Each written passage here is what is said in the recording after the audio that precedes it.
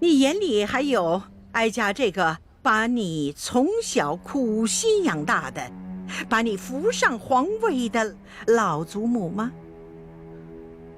你全然不顾哀家这副老脸了。皇祖母息怒，若是因为此事伤了皇祖母的凤体，那可真是孙儿的罪过了。皇上若眼里还有哀家，就立刻下旨赐死这个李易欢。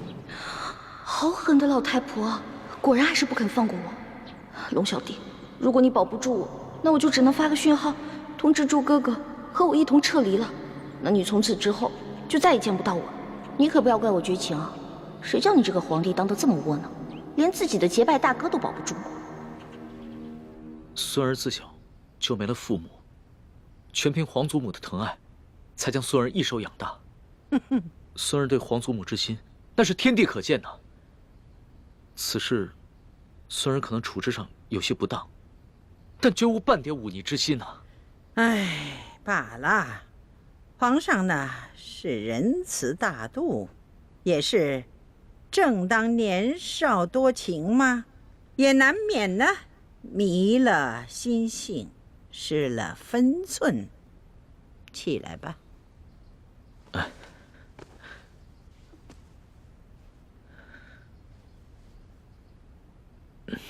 皇祖母，您先消消气。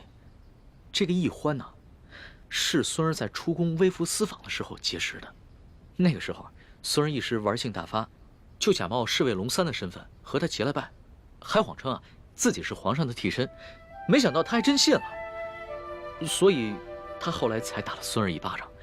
其实吧，他不是冒犯龙威，他只是把孙儿当成了他那个假冒皇上的结拜小弟了。他居然不知道你是皇上？是啊，这个易欢出身草莽，没见过世面，性子又天真烂漫。孙儿也是一时兴起想骗骗他，没想到他还真信了。为了帮孙儿这个所谓的替身对付鳌拜，他还不惜性命与鳌拜那是以死相拼啊！若是宫里的其他人对孙儿不敬，那自然是死不足惜。可是易欢她只是一个重情重义的傻丫头，又何必与他一般见识呢？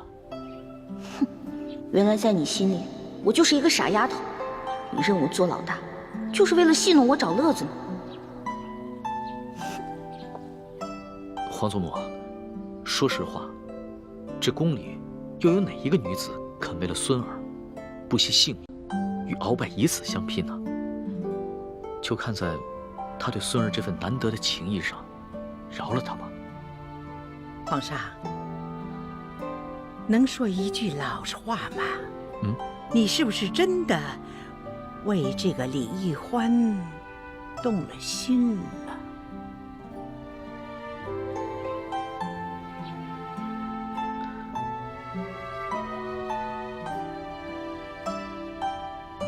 皇祖母，孙儿刚刚真正亲政未久，内有鳌拜的余党未能清理，外有三藩做大，还有前明余孽组成的反清联盟，时刻威胁着我大清江山，所以孙儿不敢沉溺于儿女私情，对任何女子都不会真正动心的。龙小弟，原来你对我果然不是真心，这样也好，咱俩互不相欠。哦，哀家以为这李易欢是一个狐妹子，让皇上迷失了心性。这样听起来呢，哀家也就放心了。至于这李易欢是要杀要赦，那就看皇上的了。皇祖母这孙儿还有一事相求。这易欢呢，她娇俏可爱，天真烂漫，就像一个开心果，所以孙儿想把她接着留在宫里，让她伺候。你怎么又绕回来了？皇上你小小的年龄，承担起大清朝的重任，哀家想想都心疼。皇上什么时候做到不动真情，不误国事，那你就真正的成长了。皇上，你看这后宫有那么多的小丫头，你叫哪个不是啊？啊，非得她这个李欢不可吗？她有何等的姿色呀？啊，何等的本事！皇祖母，这易欢真的是非比寻常的女子。孙儿求皇祖母成全。这个李易欢是不是在门口候着呢？那就叫他进来吧，让哀家见识见识。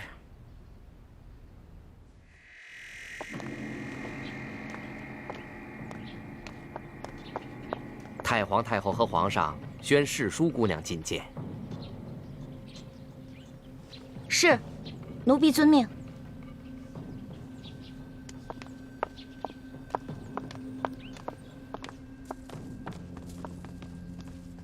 太皇太后，皇上，世淑姑娘觐见。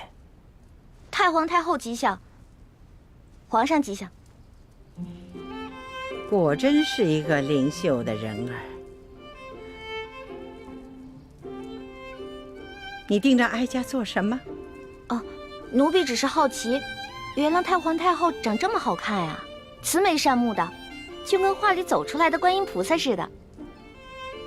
你不必在这里花言巧语。李欢，你可知罪？奴婢知罪。你知什么罪？讲来给哀家听听。奴婢白长了一双眼睛，没有认出来皇上就是货真价实的真龙天子。奴婢更是长了一个猪脑，居然皇上说什么，奴婢就信什么。你看，皇上，你看这小丫头啊，她哪里是在认罪呀？她分明的是啊，拐着弯的数落皇上。皇祖母，这丫头一向如此，心直口快，不知轻重。那你就起来吧。谢太皇太后。太皇太后，奴婢说的都是真的，没有骗您。当初奴婢看上皇上穿着龙袍，坐着龙辇回到御书房的时候，也觉得好奇，奴婢就追上去问皇上：“哎，你到底是皇上还是龙三啊？”结果皇上一脸严肃地跟奴婢说：“嘘，小声点，我当然是龙三，不是皇上。”你不是皇上，可是为什么外面那些人都跪下叫你皇上呀？那是因为我呀是皇上的替身。啊？你是皇上的替身啊？对啊，因为我身形跟长相都酷似皇上，所以啊我是皇上的替身。你也知道，咱们大清啊虽然入关数十年了，但是根基未稳，皇上又年少，刚刚亲政嘛，不光这前明余孽，还有很多朝中的大臣都想谋杀皇上，所以呢，我就当皇上的替身。原来是这样啊，怪不得你会跟我结拜呢。要是皇上的话，怎么能跟我结拜呢？对啊，这回知道了吧？为什么我龙三你在宫里打听不出来了吧？那是因为我不是一般的侍卫，我呀只需要在皇上需要我的时候出来露面就行了。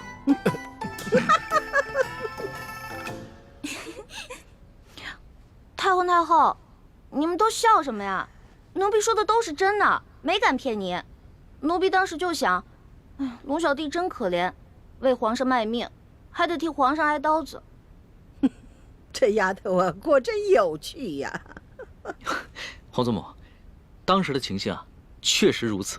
孙儿啊，也是一时童心未泯，见这个丫头什么都不懂，特别有趣儿，想逗一逗她。想逗逗我，但是奴婢当真了，真的把皇上当成兄弟，不想看着你去死。太皇太后，奴婢真的以为他要去跟鳌拜拼命，所以就把身上的金蚕背心脱了下来，给了他，还陪着他一起去跟鳌拜拼命。要不是我哥哥及时赶到，恐怕我跟皇上就……瞧这丫头啊，委屈的哟。得了，哀家呢就饶过你了。真的？谢太皇太后，还是太皇太后好，不像皇上，就知道欺负奴婢。哀家听说你在大庭广众之下，当着那么许多的大臣们的面，打了皇上一巴掌，是吗？哀家着实的恼怒啊！没想到，就像皇上说的，你只不过就是一个不懂规矩，而且呢，还对皇上有恩有义的一个小傻丫头。所以太皇太后，您的意思是，可以饶恕奴婢啦？不，你毕竟打了皇上，你这叫犯上啊！要是对你不进行惩罚，哀家和皇上的威严何在呀？太皇太后，您还要罚奴婢啊？哀家对你呀，是死罪可免，活罪就不能饶啊。这么着吧，你哪只手打了皇上，那就伸出哪只手来，就得挨打50手板。太皇太后，我爹跟师傅从前总打我手板，我都打怕了，能不能换一个不打手板啊？死罪都给你免了，你还在讨价还价呀？不是，奴婢不敢还价，只不过奴婢是用右手打的皇上，可是奴婢这右手受了伤，还缠着绷带呢。太皇太后，您看。是啊，皇祖母，奕欢手上的伤啊，还是为了救孙儿，被鳌拜用匕首给刺的。这伤口又长又深，这血好不容易才止住的，现在还没愈合呢。那就伤好了再打。太皇太后，您就饶了奴婢吧，奴婢知错了，奴婢以后再也不敢了。这样吧，哀家呢再给你一个机会，哀家出3个题目，你要是答对了，就免去这50手板。考试啊？奴婢最怕考试了，能不能不考试啊？你这个小丫头啊，又怕死，又怕挨打，又怕考试，那怎么着？那是挨杀头呢，还是挨打呢？还是硬考试呢？那还是硬考吧。不过太皇太后，您出的问题会不会根本就没有答案啊？哎呀，哀家怎么用这种方式来对付你这个小丫头啊？哀家出的题目是有答案的。是，太皇太后息怒，是奴婢小心眼儿了。那请太皇太后出题吧。告诉你小丫头啊，这后宫之主是皇后，就由她来出这3道题。1个时辰之后回来再考你。是。谢太皇太后。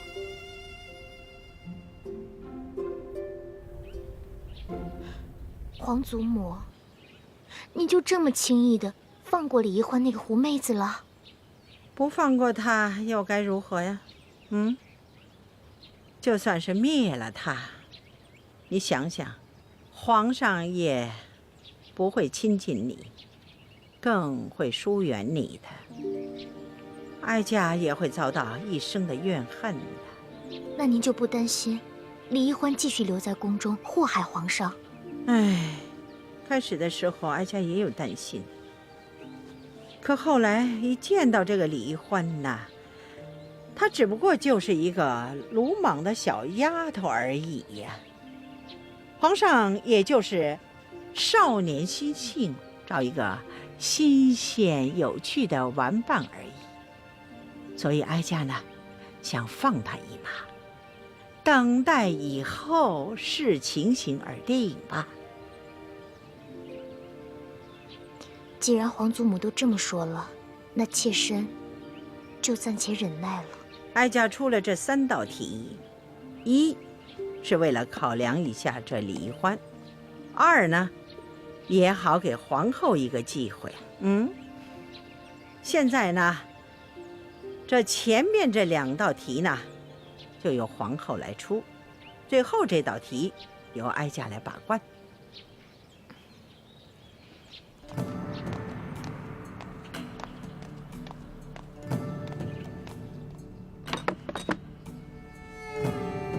好，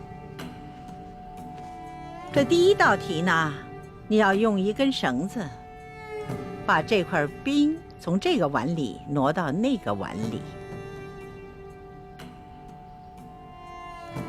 这么简单啊？不简单，条件是不能用这根绳子拴住这块冰。那我可以用其他的东西帮忙吗？可以呀，但是只能用一只手，这只手呢还不能碰到那块冰。皇祖母，这也太难了吧？这只能用一只手，又不能接触这冰块，那怎么用这根线把这个冰块挪到那个碗里去啊？皇上啊，若是这丫头认输的话，哀家就让李总管给你做个演示。可是这50手板，你就着实的挨上了。皇祖母，这易欢手上还有伤呢。那伤好了再打。皇祖母，这个易欢要是实在办不到，能不能看在孙儿的面子上，给他换一道题啊？哀家是一再让步啊，已经给皇上足够的面子了。皇上，不用再替奴婢求情了，奴婢已经想到办法了。真的？你确定啊？请太皇太后跟皇上给奴婢一点时间，奴婢要去拿一样东西。可以呀，不过你得快点儿，不然的话这块冰就化了。谢太皇太后，奴婢告退。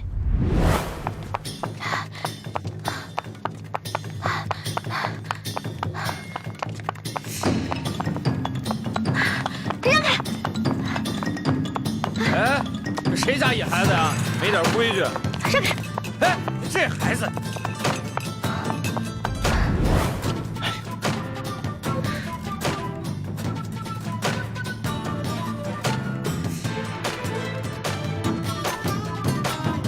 这丫头怎么还不回来？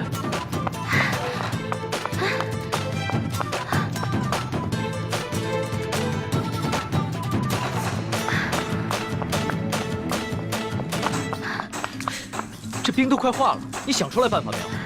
奴婢想到办法了。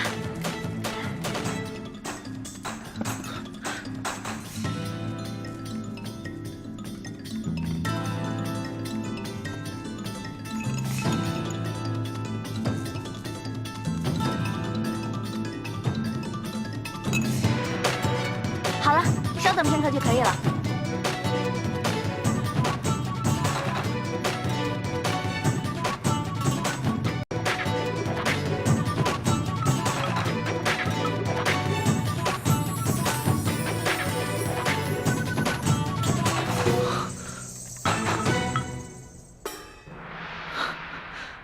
这丫头，没想到居然用这个法子。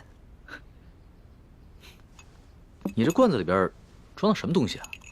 这是奴婢抓紧一切时间从御膳房拿了一罐盐。哦，朕明白了。朕以前学的功课里边也有这一门知识，只不过刚刚情急没有想起来。易欢，想不到你还挺博学的。皇上千万别夸奴婢了。从小到大，奴婢不喜欢好好学习，但是什么都学，只会那么一点点，杂而不精，跟博学二字万万沾不上边儿。奴婢之所以知道这个办法，是因为小的时候，在冬天啊，奴婢喜欢跟自己的哥哥用盐水呢冻冰人儿，所以才知道这个法子的。好啊，小丫头，这第一道题就算你过关了。哀家接下来再考你第2道题。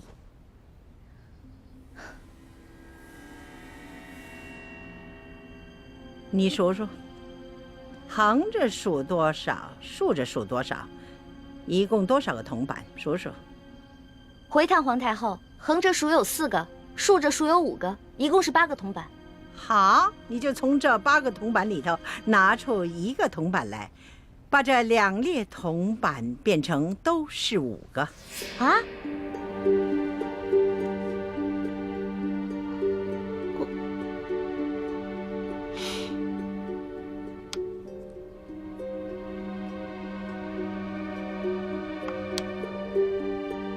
可是这不对啊，横着就变成5，竖着变成4个了。哀哀家给你一炷香的功夫，你要是再猜不出来，那就算你输了。完了完了！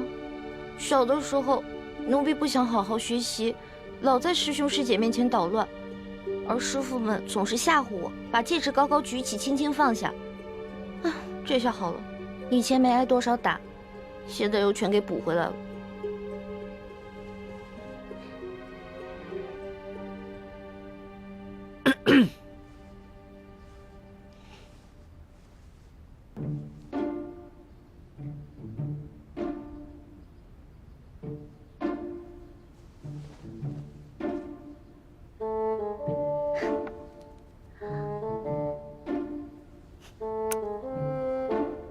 太皇太后，您只说了只能移动一个铜板，但您却没有说不能重叠。您看奴婢做的对不对啊？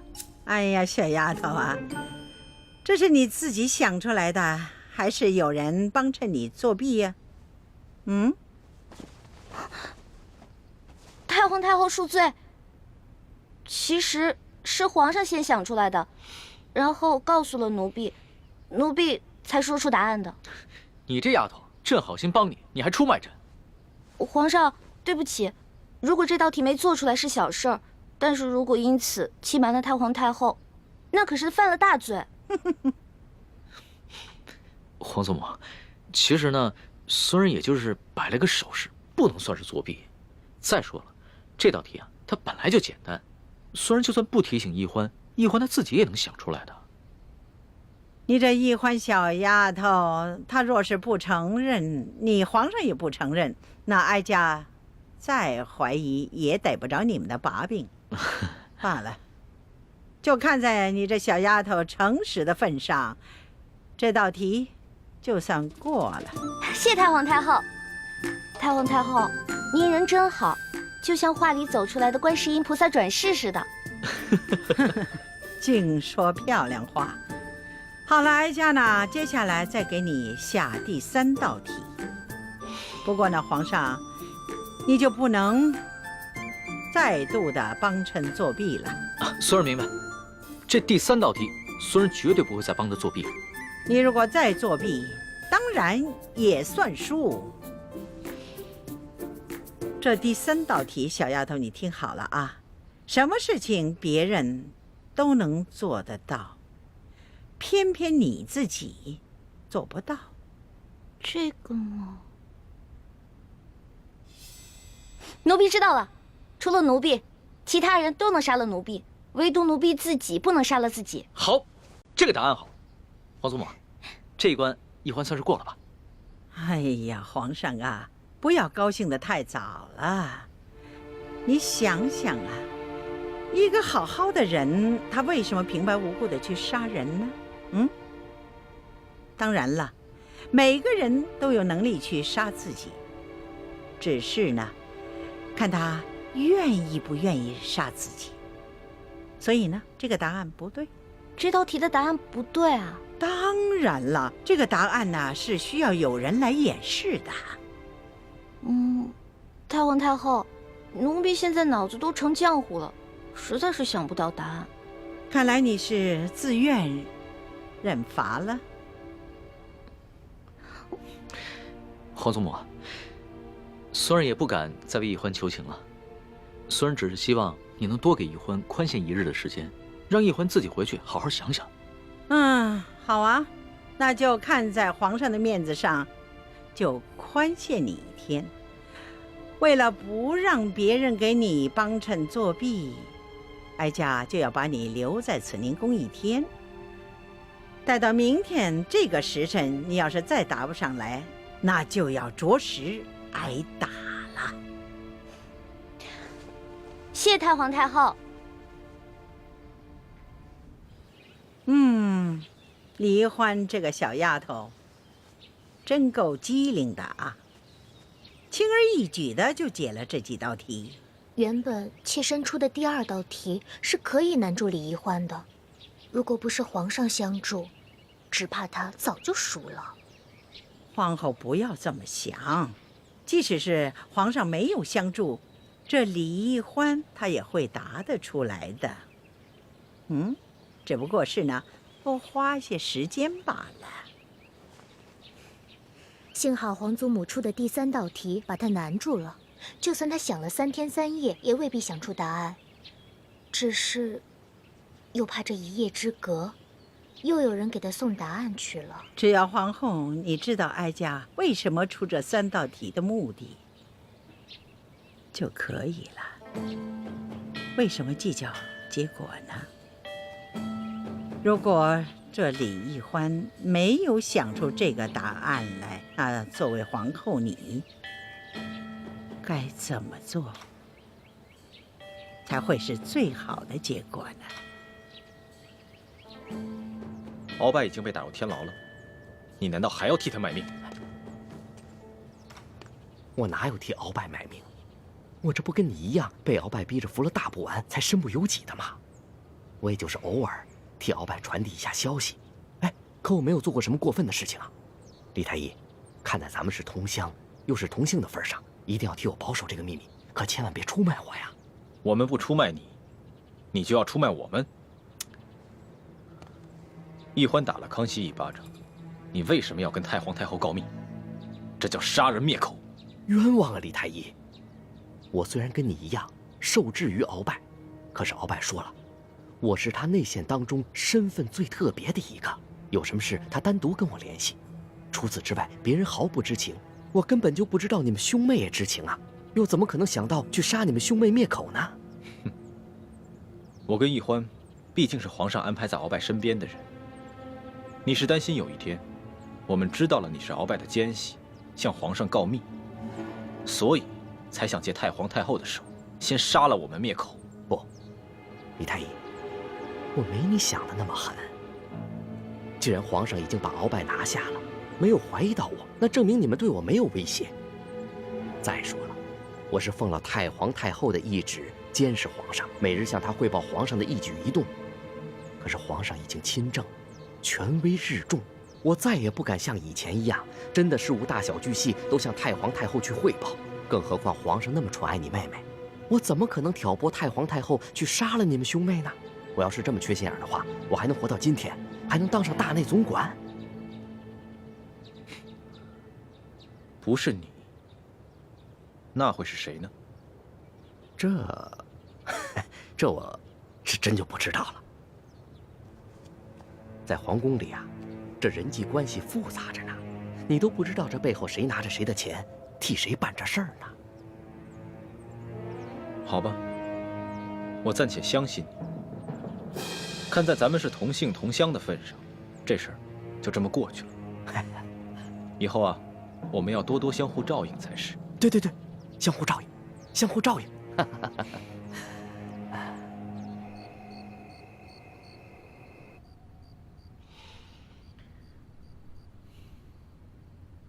皇上，怎么愁眉不展啊？